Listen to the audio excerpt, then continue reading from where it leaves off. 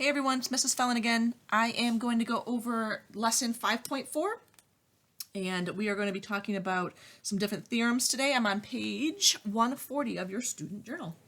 All right, so we're going to talk about, parts of a triangle here to kind of start with.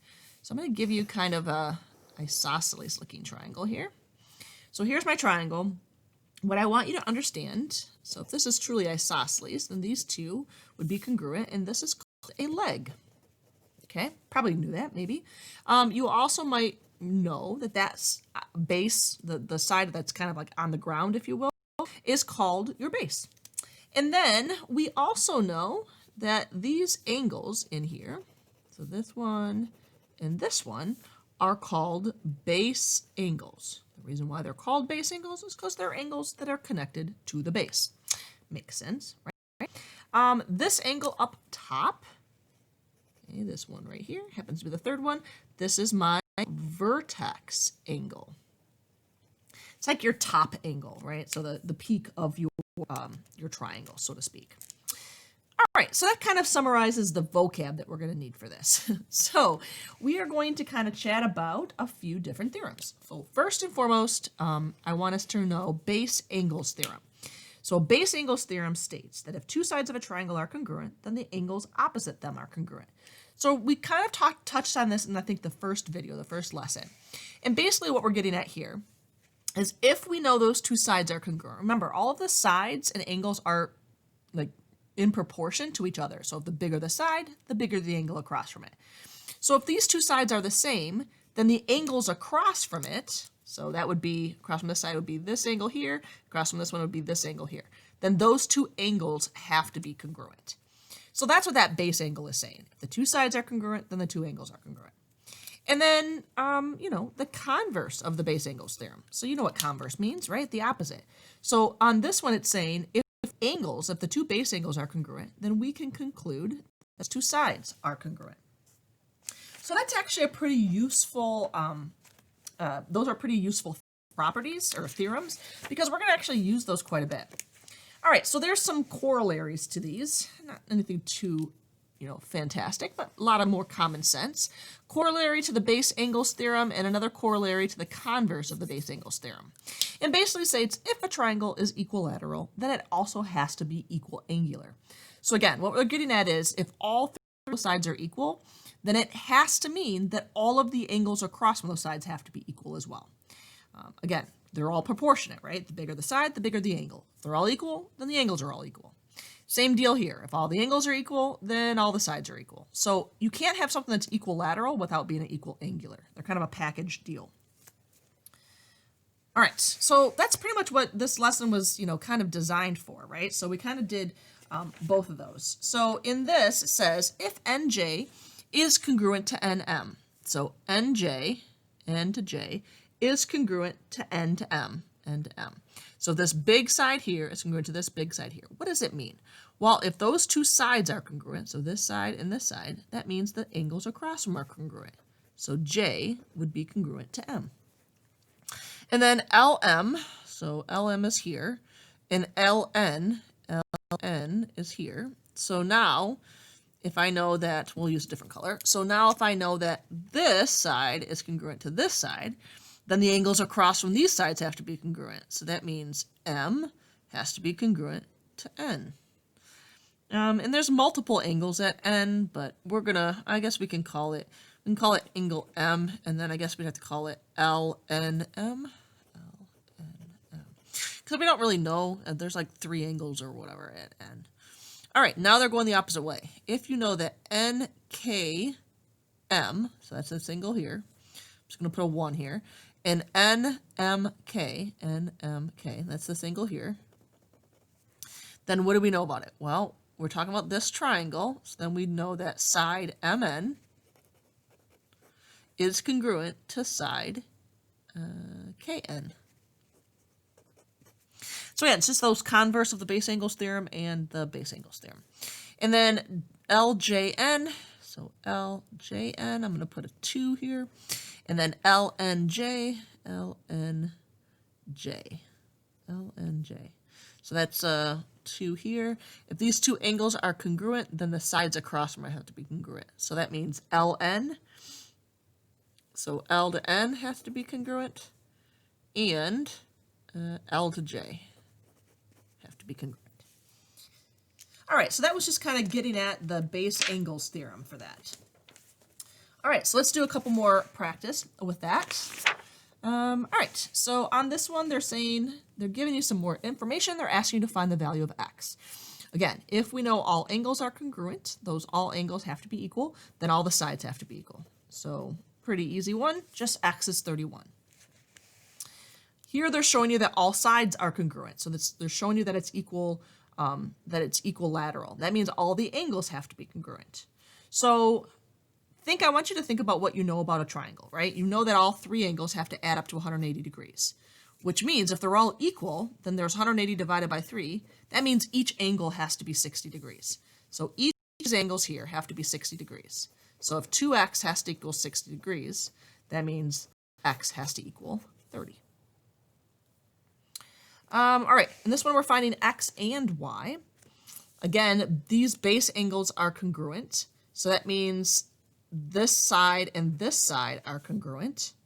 And since this side was already marked as congruent to this one, that means like all of those sides are congruent. So what we know is that, let's see here, we know that this is y minus 25.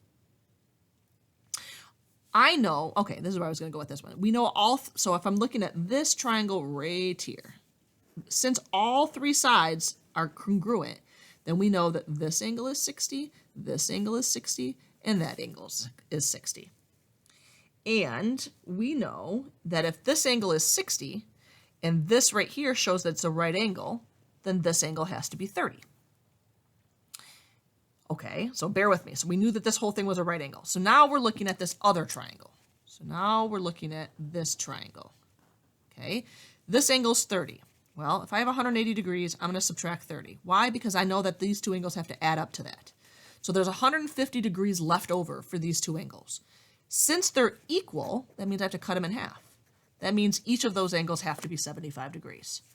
So that makes y 75 degrees. So that's that. And then x, if y is 75, 75 minus 25 is 50. So if this is 50, then this is 50, then this is 50. So then x has to equal 50.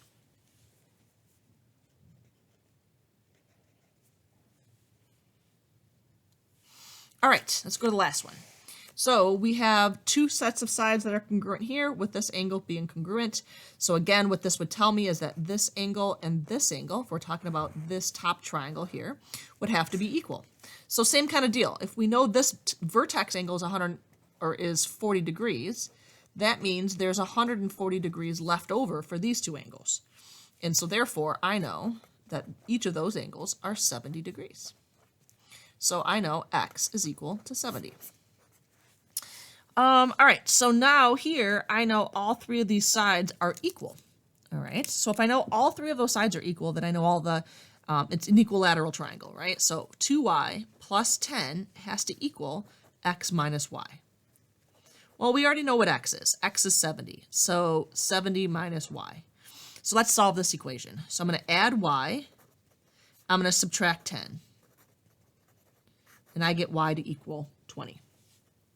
All right, we are actually going to move on to section 5.5. So we're going to do kind of two sections in one here, just because that was a little bit, I don't want to say basic, but we have more to do. All right, we're actually going to do some constructions. And so if you have, we're not going to do it on the video, we're going to do them in class. So you're going to want to make sure that you keep your compass handy when we are in class.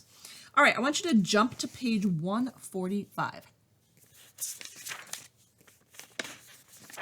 All right, I'm on page 145. What this one is actually referring to is more now a right triangle. Do you remember in a right triangle what we call, you know, if we have a right triangle, we call these our legs, and then the side across from the right angle is called your hypotenuse. So just a quick vocab check, right? All right, so now we're going to actually talk about some theorems and some adding on to how we're going to prove triangles are congruent. We're going to talk about side, side, side. So remember, we already know side, angle, side. That means if we can prove two sides and the angle in between, if we can prove those three sets of information are congruent, then the whole triangles are congruent. Now we're going to add to our list. If we can show that all three sets of sides are congruent, then the entire triangle is congruent. And so what I'm going to do here is that's what we're going to walk you through. So notice how they marked all the sides are congruent. The last one here is kind of a nice theorem. And so this one's talking specifically about a right triangle. It's called hypotenuse leg. So what we know here is the right angles are obviously congruent. But if you can show in a right triangle that the hypotenuses are congruent, and then either one of the other two legs are congruent, then the triangles are congruent.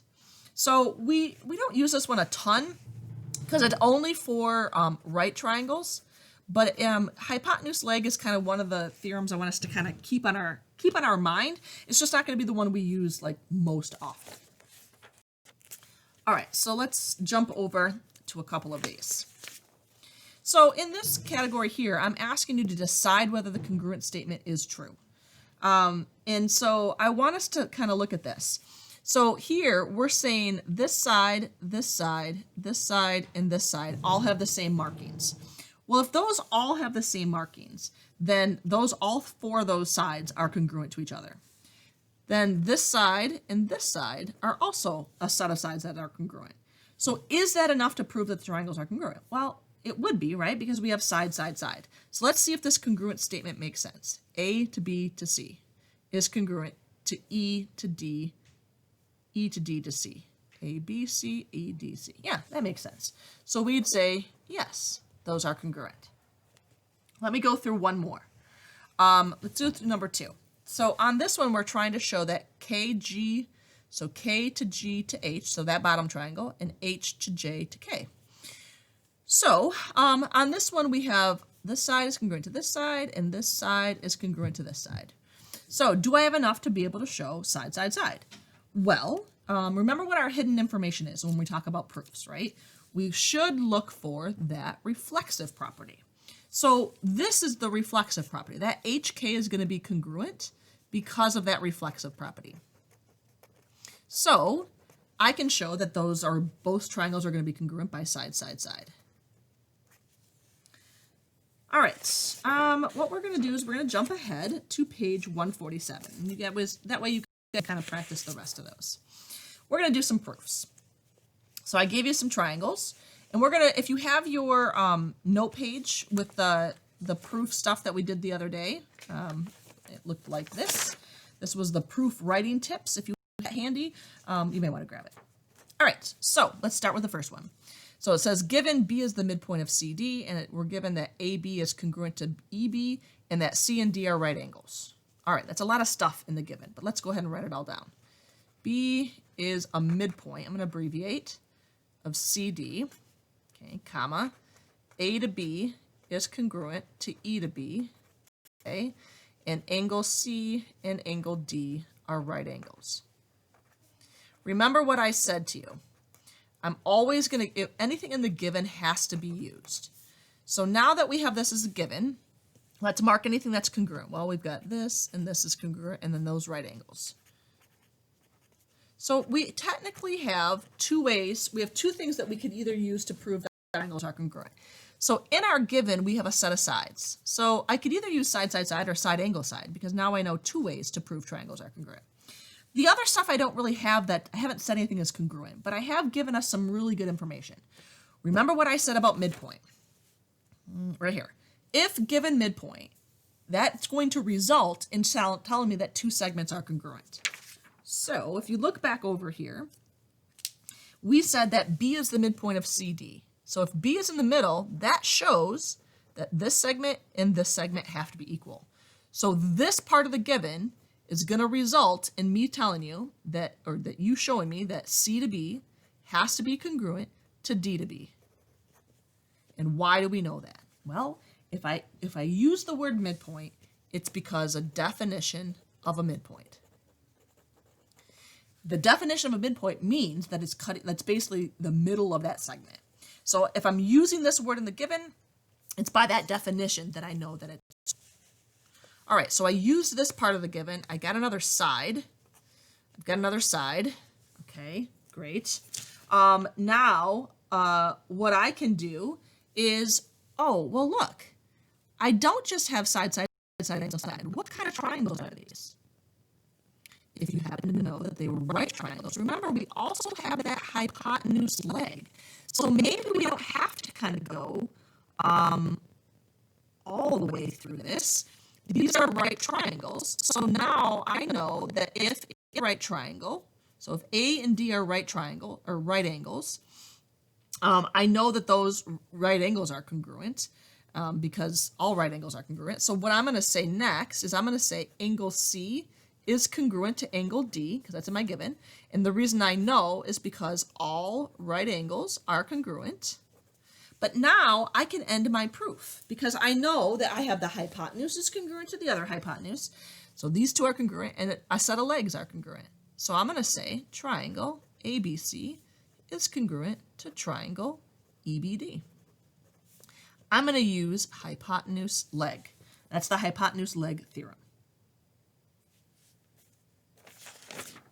All right, I know that wasn't a practice with proofs, and so I think it'd probably be helpful if you guys go to Big Ideas and practice some of the stuff from this lesson, just to get you some more practice with proofs. Don't worry, we'll be doing a lot more in class as well, but it'd be a good idea to maybe practice some on your own. If you have any questions, bring them to class. Bye for now.